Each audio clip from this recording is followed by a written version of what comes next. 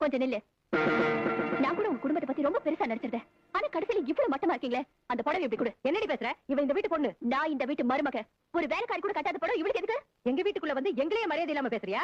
உங்க வீடு ஏன் வீடுன்னு இல்ல. மரியாதைங்கிறது கொடுத்து வாங்க வேண்டிய விஷயம். இந்த ஊருக்கு அந்த ஊர் எவ்வளவு தூரமோ அதே தூரம் தான் அந்த ஊருக்கு இந்த ஊரும். கீதா, என்ன பெரியவங்க கிட்ட இப்படி மரியாதை இல்லாம பேசுற? நீங்க சும்மா இருங்கக்கா. இந்த வீட்டுல இருக்கிற ஒரு புண்ணியவதிக்கு இந்த புடவையை மாமா தர சொல்லிருக்காரு. அப்படியா? இது முதல்லயே தெரியாம நான் எதேதோ பேசிட்டேன். சரி சரி தாமா. ஏமா என்கிட்ட தர? என்ன பொறுத்த வரைக்கும் உங்களதான் இந்த வீட்டுல புண்ணியவதியா நினைக்கிறேன்.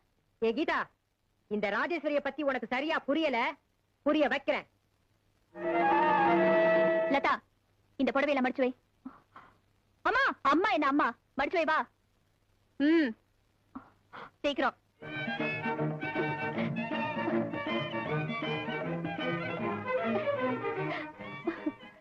கொஞ்சம் நில்லு.